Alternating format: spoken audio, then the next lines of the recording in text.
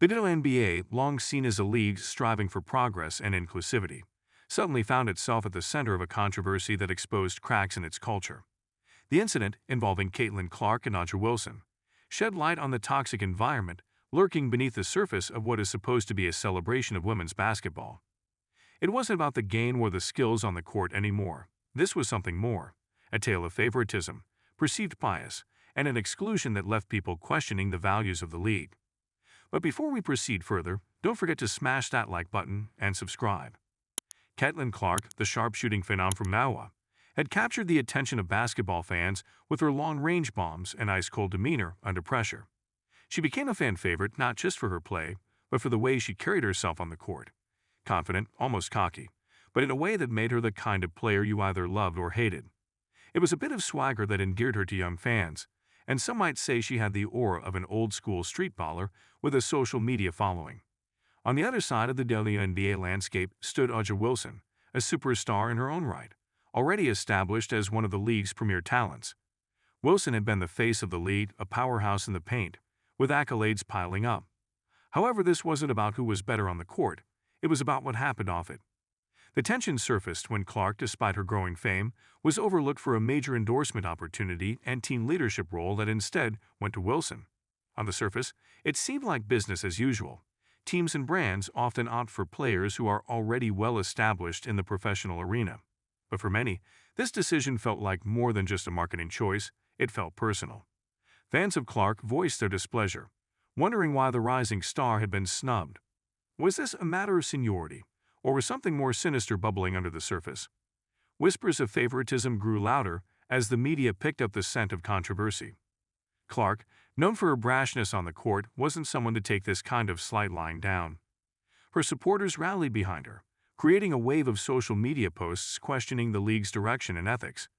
They accused the WNBA of playing favorites, suggesting that the league preferred certain personalities and players who fit a particular mold, one that Caitlin didn't seem to match. Clark was younger, more outspoken, and for some too out there in her attitude. Some critics even hinted that the WNBA wasn't ready for a player like her to lead the narrative. Audra Wilson, meanwhile, represented a different kind of figure, respected, grounded, and more experienced. It was a tale of the establishment versus the outsider, and people were choosing sides. For Wilson, the spotlight was nothing new, but this wasn't the kind of attention she had asked for. Suddenly, she was thrust into the middle of a public spat between fans and media that pitted her against Clark. The narrative wasn't just about basketball anymore. It was about personality, marketability, and the politics of fame. Wilson, always composed, handled the noise like a pro. She continued to dominate on the court and keep a low profile when it came to the drama off it. But even for a seasoned star, the scrutiny was hard to avoid. People began questioning whether she had been handed the role because of her clean-cut image and long-standing relationship with the league, rather than purely on merit. As the controversy unfolded, the darker aspects of the WNBA's culture were laid bare. This was supposed to be a league built on unity and growth, a space for women to thrive in a sport dominated by men. But instead, it appeared that internal politics and favoritism had started to creep in, mirroring the very issues that plagued the NBA and other professional leagues. Fans who had once praised the WNBA for its focus on equality and opportunity were now seeing the same divisions. Certain players got the spotlight, while others were left behind despite their talent. One of the most glaring issues to emerge from this saga was how decisions were being made behind the scenes. Was the WNBA choosing to promote players based on their potential to sell tickets and jerseys, or were they genuinely recognizing talent? Caitlin Clark's exclusion raised eyebrows precisely because she had the numbers to back up her fame. She was setting records, filling up arenas, and yet, when it came time to hand out leadership roles and opportunities, she was passed over. For her supporters, this wasn't just an oversight. It was an insult. The fallout also led to broader discussions about how the WNBA markets its stars. In a league where exposure is already limited compared to the NBA, every decision counts. Fans want to see their favorite players in the spotlight, and for many, Clark was the obvious choice. Her personality was electric, her game exciting, and she had the potential to bring a new wave of fans to the WNBA.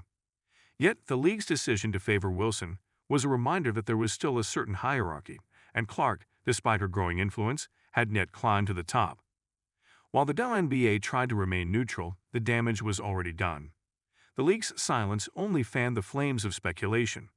Fans began to wonder if the WNBA was afraid of Clark's brashness, her unapologetic confidence that didn't fit the traditional mold. The situation revealed an uncomfortable truth about how women in sports are still expected to act: humble, grateful, and not too loud. Clark, with her fiery persona, was challenging that notion, and for some that made her dangerous. It was easier to stick with Wilson, the established star who had already proven her worth in the eyes of the league. The incident also led to uncomfortable conversations about race and representation within the league. Clark, a white player, and Wilson, an African-American star, were suddenly thrust into a narrative that neither had asked for, but both had to navigate. Fans and media alike began dissecting the WNBA's decisions through a racial lens, questioning whether race played a part in who got promoted and who got left out.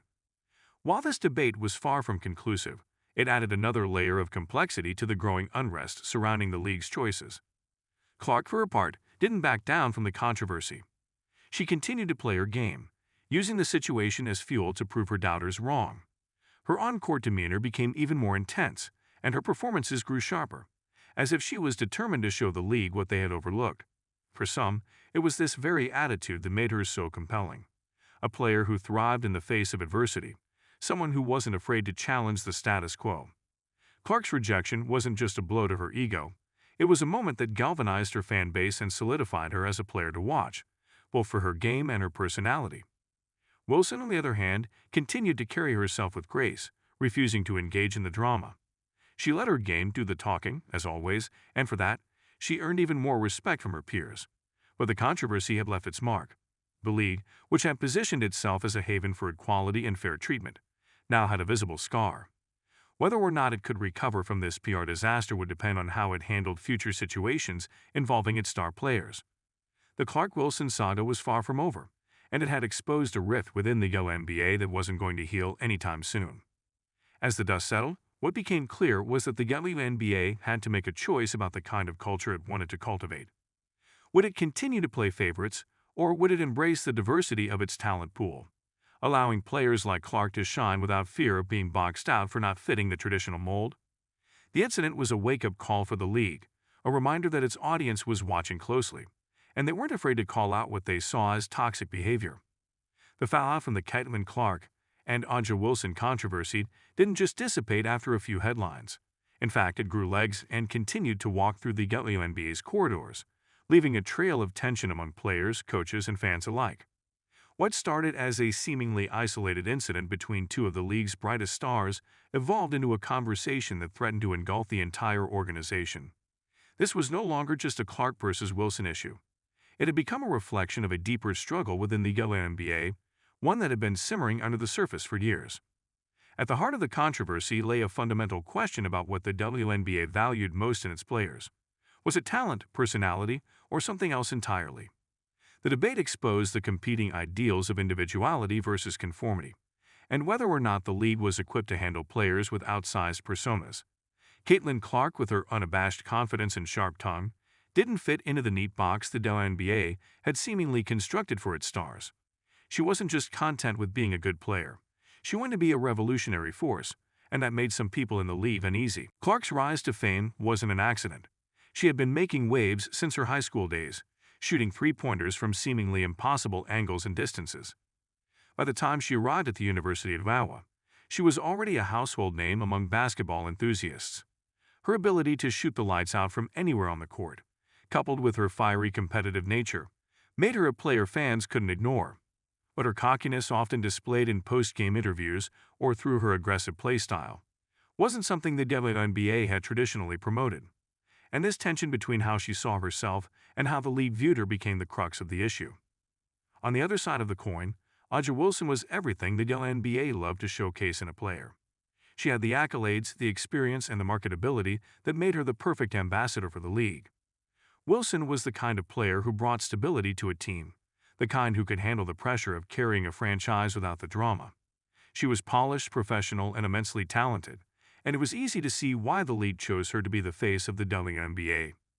But for some fans, particularly those who had fallen in love with Clark's brashness, Wilson's selection seemed to reinforce the idea that the league favored safe, controllable stars over players who dared to challenge the status quo. The implications of this divide went beyond the two stars themselves. As the controversy raged on, other players began to weigh in, some quietly, others more openly. There were those who supported Clark, praising her for her courage to be herself in a league that didn't always embrace individuality. Others sided with Wilson, arguing that her consistency and leadership were exactly what the WNBA needed in its stars. It wasn't just about picking sides, though, it was about what each player represented. Wilson symbolized the old guard, players who had worked their way up through the system and earned their respect through years of dedication. Clark, on the other hand, was the new wave, a younger generation of players who didn't feel the need to wait their turn.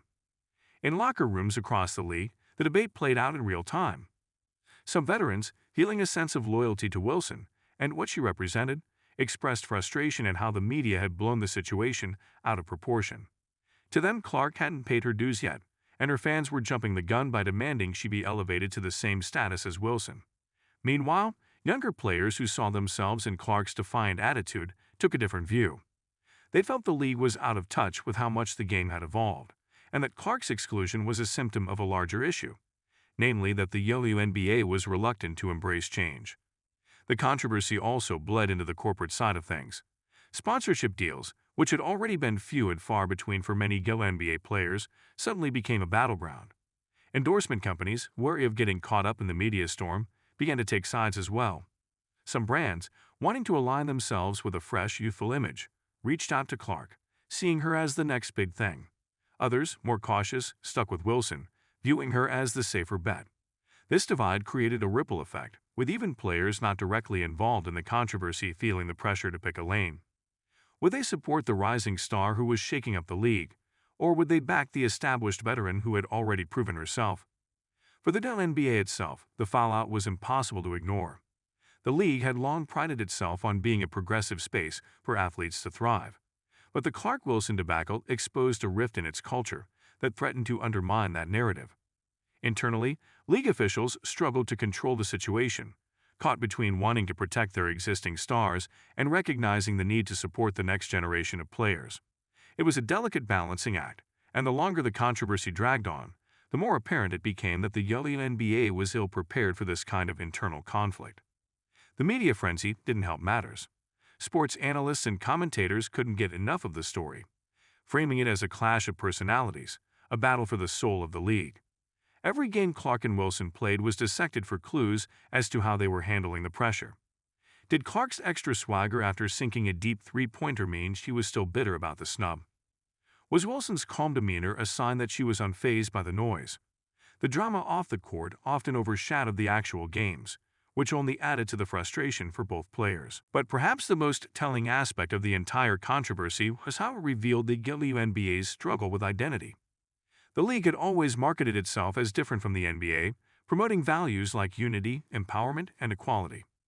Yet the Clark-Wilson saga painted a different picture, one where personal ambition and marketability seemed to matter more than team values or collective growth. It forced fans and players alike to question whether the WNBA was truly living up to its ideals, or if it had become just another professional sports league driven by the same politics and profit motives as the rest. Behind closed doors, the NBA executives debated how to move forward. Should they lean into the controversy, using the Clark-Wilson rivalry to draw more attention to the league? After all, the NBA had long thrived on its player rivalries: Magic versus Bird, Jordan versus Isaiah, Kobe versus Shaq. Could the WNBA capitalize on this moment in the same way, or would that only deepen the divide? Others argued that the league needed to address the underlying issues head-on, starting with how it promoted its players.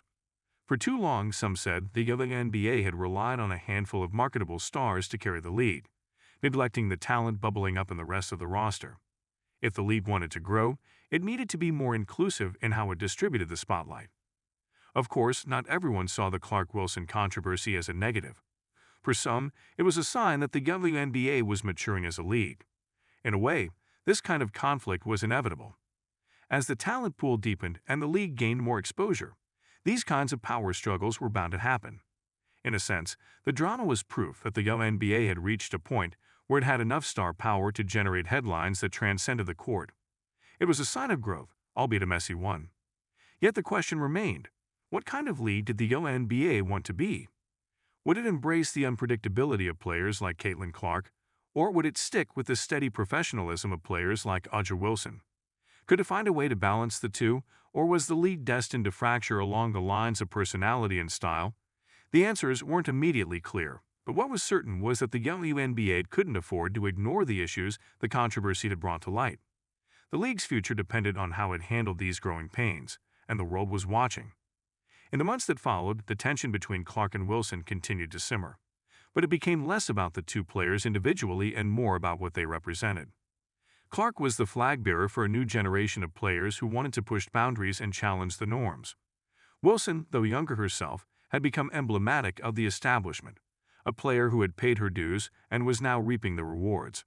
The WNBA, caught in the middle, had to decide whether to resist the changing tides or ride them into a new era. Caitlin Clark, once known primarily for her basketball skills, now embodied something larger, a shift in how players could express themselves in the league. Her defiance had sparked a movement among younger fans and players who wanted to see more freedom in how athletes presented themselves. They admired her willingness to be loud, unapologetically confident, and relentless in pursuing what she believed she deserved. Clark had not only become a standout player, but a trailblazer for a new generation of WNBA stars who didn't feel the need to tone themselves down to fit into a predefined image of what a female athlete should be. For the WNBA, this shift in player dynamics was both a challenge and an opportunity. On one hand, the league needed to adapt to these changing expectations, realizing that the next wave of players would come with bold personalities that didn't always conform to traditional ideas of humility or modesty. On the other hand, this presented an opportunity for growth. Clark's brashness, Wilson's steady professionalism, and other diverse personalities across the league offered a rich tapestry for the WNBA to showcase. The league could become a place where different types of stars could thrive, each with their own narrative, fan base, and cultural impact. Aja Wilson, meanwhile, continued to thrive in her own right. She never directly engaged with the controversy, and her steady, dominant play spoke volumes. Wilson wasn't about to let external distractions knock her off her game. Yet, her role in the WNBA's future also shifted subtly. She had become a touchstone for consistency and professionalism, a player who could weather storms and continue leading her team. But even as she solidified her legacy, Wilson's position as the league's top ambassador was increasingly shared with Clark and other rising stars. The WNBA was no longer about just one face of the franchise. It was becoming a constellation of personalities, each contributing to the league's expanding identity. For fans, the Clark-Wilson saga wasn't simply a source of drama. It gave them a deeper look into the WNBA's internal workings and challenged their perceptions of what the league represented. Suddenly, it wasn't just about wins and losses, stats and trophies. It was about to sit at the table, who was celebrated, and who was left out. Fans began to voice their opinions more vocally, demanding more transparency from the league and greater inclusivity in how stars were promoted. The WNBA, long a league that prided itself on community and fairness, now faced the task of making sure it truly lived up to those ideals. In the end, the Caitlin Clark-Aja Wilson controversy wasn't just a moment of conflict. It was a turning point for the WNBA, a test of how the league would handle its growing pains and evolving culture. Clark's rise signaled a shift in the balance of power, where players with bold personalities could no longer be sidelined for not fitting the mold. Wilson's enduring success showed that there was still a place for steady, proven leadership. Together, their stories created a narrative that pushed the WNBA to embrace its complexities, offering a future where stars like Clark and Wilson could coexist and drive the league forward into its next era. Don't forget to hit that like button and subscribe to our channel for more engaging content. We thrive on your feedback, so be sure to leave your thoughts in the comments section below. Until next time, keep discovering and stay tuned.